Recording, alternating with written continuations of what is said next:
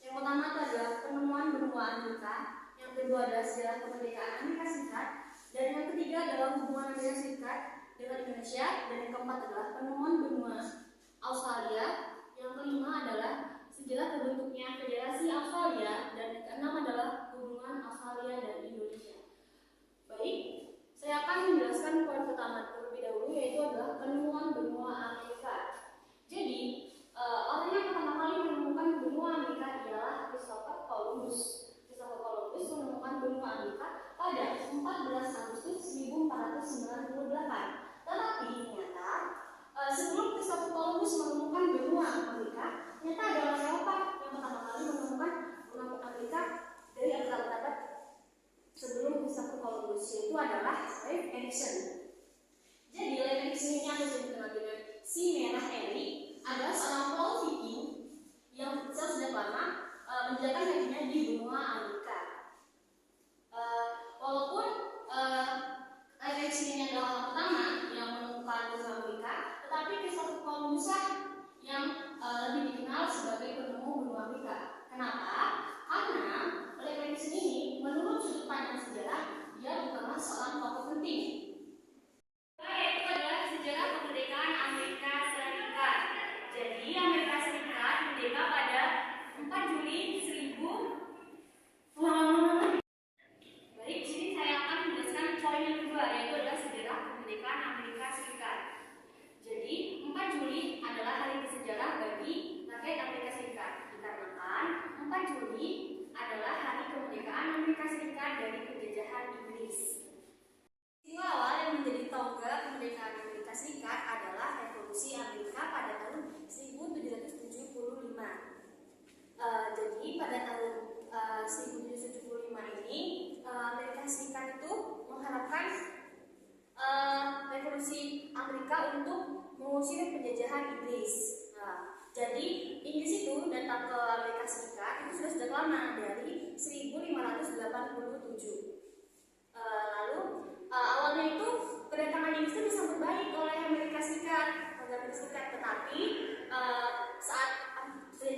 saat Inggris melakukan sebuah penyelewengan atau membuat sebuah kebijakan yang menyesalkan rakyat Amerika Serikat, jadi rakyat Amerika Serikat mengeluhkan atau ingin membuat sebuah revolusi supaya agar Amerika Serikat itu pergi dari wilayah mereka.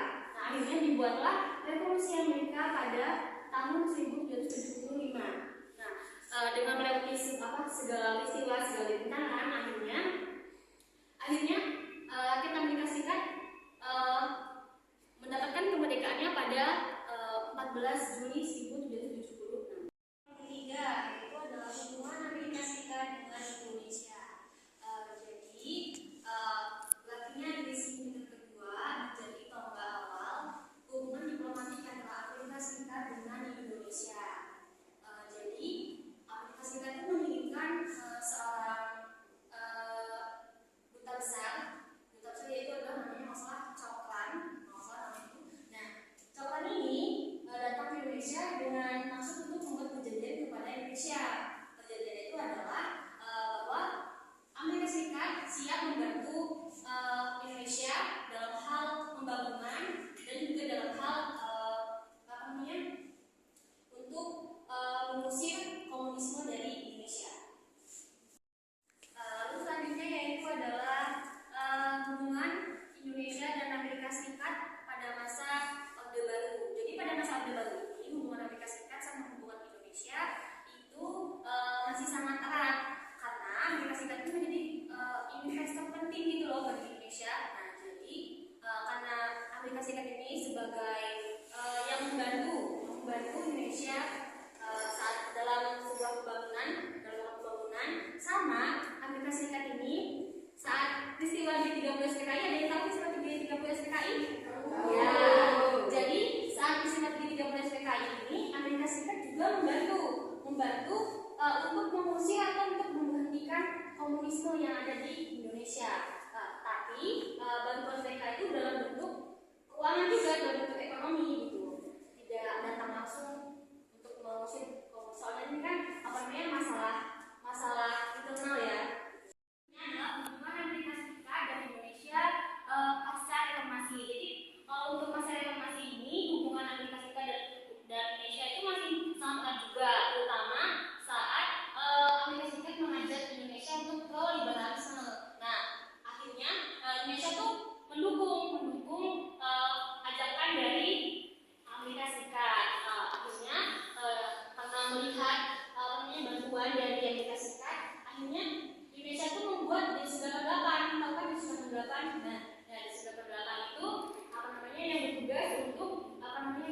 loyalitas komunis, itu masih tetap komunis kalau ini. Saya akan menjelaskan poin selanjutnya, yaitu adalah poin keempat, penemuan benua Australia. Jadi penemuan benua Australia ini pertama kali yang menemukan adalah James Cook. Nah, walaupun menurut sejarah James Cook adalah penemu utama benua Australia, ternyata para pelaut Makassar asal Indonesia lah yang pertama kali menjejakkan kakinya di Australia.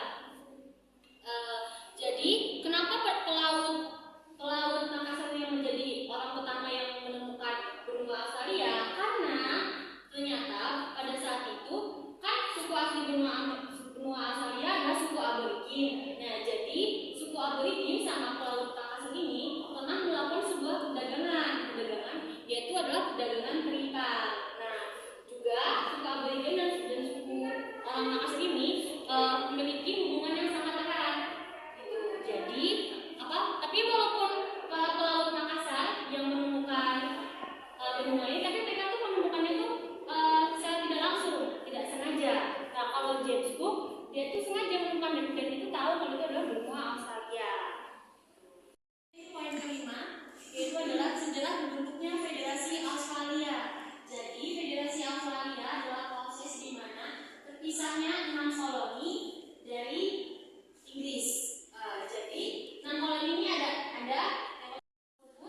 yang pertama ada Queensland, yang kedua ada Tasmania, yang ketiga ada Victoria, yang keempat ada New South Wales, dan kelima ada Australia Selatan, dan yang keenam ada Australia Barat. Nah, jadi untuk menyatukan kembali 6 koloni ini, jadi pemerintah Australia membuat sebuah undang-undang yang mengatur untuk menyatukan 6 koloni ini. Nah, akhirnya untuk menyatukan 6 koloni ini berbagai peristiwa pun terjadi. Salah satunya adalah membentuk suatu konvensi. Konvensi itu ada dua. Konvensi yang pertama itu adalah membuat sistem sistem pemerintahannya. Nah, yang kedua ini sistem pemerintahannya udah dibikin tuh, sistem federal. Nah, ini mau dibikin sistem federal yang kayak mana? Nah, lalu selanjutnya akhirnya dari kebijakan-kebijakan itu, dari konvensi itu, akhirnya 6 koloni mau menyatu kembali. Nah, akhirnya dibuatlah suatu wadah ini namanya kalau nggak salah namanya, jadi nama wadahnya adalah Commonwealth of Australia. Nah, jadi Commonwealth Australia itu sebagai wadah untuk menyatukan kembali 6 koloni tadi. Adalah poin yang keenam, yaitu adalah hubungan Australia dengan Indonesia. Jadi hubungan Australia dengan Indonesia itu sudah ada sejak tahun 1945.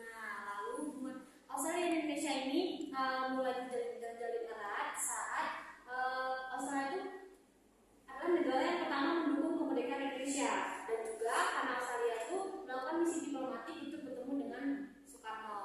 Nah, karena Soekarno sama pemerintah Australia yang sudah sangat saling percaya, jadi Soekarno pada saat diskusi PBB beliau menginginkan Australia yang mewakili Indonesia gitu, karena pada saat itu kan Indonesia sedang mengalami suatu pemberontakan internal kan, jadi PKI yang tadi. Nah, jadi Australia lah yang mewakilinya. Dari wakil Australia ini akhirnya seluruh negara dunia pada tanggal 20 Desember 1949 mau mengakui kemerdekaan Indonesia.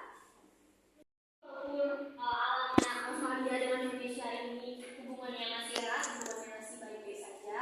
Nah, pada akhirnya Australia ini pernah hampir mengkhianati Indonesia, itu pada saat konfrontasi Malaysia dan Indonesia.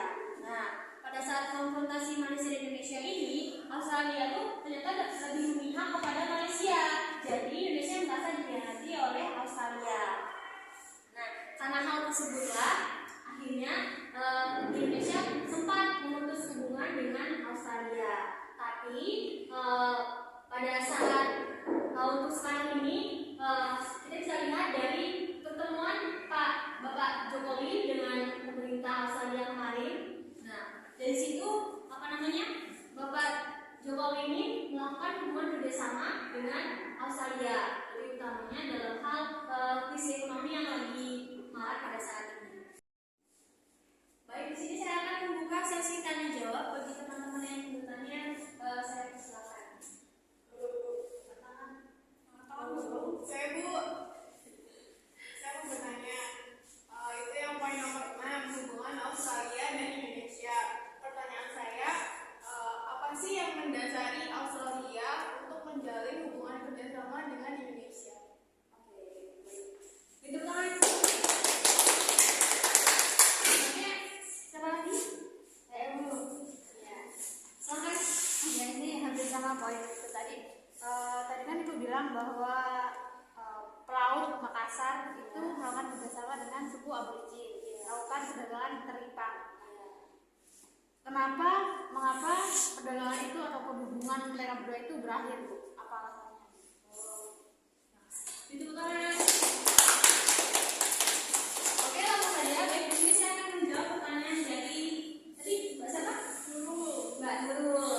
Yaitu pertanyaannya adalah mengapa Australia mau bekerja sama dengan Indonesia? Jadi, mengapa Australia mau bekerja sama dengan Indonesia adalah karena contohnya ya, di bagian ekonomi. Nah, jadi Indonesia ini adalah konsumen terbesar gandum giling Australia yang setiap tahunnya menghasilkan 4,2 juta ton gandum giling dan atau kalau di bursa dengan 1,2 miliar per tahun. Jadi karena Indonesia ini konsumen terbesarnya Australia, jadi karena itu Australia mau bekerjasama dengan Indonesia. Nah, gandum gilingnya Australia itu termasuk sebuah perusahaan terbesar di Australia. Nah, jadi kalau karena Indonesia ini sebagai pemasok atau sebagai konsumen tertinggi, ya, jadi mereka mau bekerjasama dengan Indonesia. Gimana Mbak? Selanjutnya dengan Mbak Rika. Nah, mengapa hubungan antara pelaut Makassar dan suku Aborigin di bagian perdagangan keripangnya berakhir? Nah, jadi gini, mengapa itu berakhir? Karena dari pemerintah Australia sendiri itu menaikkan pajak yang terlalu tinggi, jadi pelaut dari Makassar ini tidak mau lagi untuk melakukan kegiatan jual beli di Australia. Nah, dan juga karena karena pemerintah Australia ini menolak melakukan kegiatan jual beli kepada orang-orang yang non kulit putih. Gitu. Mereka hanya mau melakukan kegiatan jual beli kepada orang-orang yang kulit putih, karena pada zaman itu kan mereka masih rasis banget ya, masih maunya sama yang kulit putih aja. Bagaimana Mbak Rika? Terima kasih. Baik teman-teman, itu saja yang bisa saya sampaikan tentang penemuan benua Amerika, sejarah kemerdekaan Amerika Serikat, hubungan Amerika Serikat dan Indonesia, penemuan benua Australia, sejarah terbentuknya Federasi Australia, hubungan Australia dengan Indonesia. Dan saya juga mau berterima kasih kepada teman-teman yang sudah bertanya dan sudah menyimak penjelasan saya ini. Jika ada salah-salah kata, saya mohon maaf, dan jika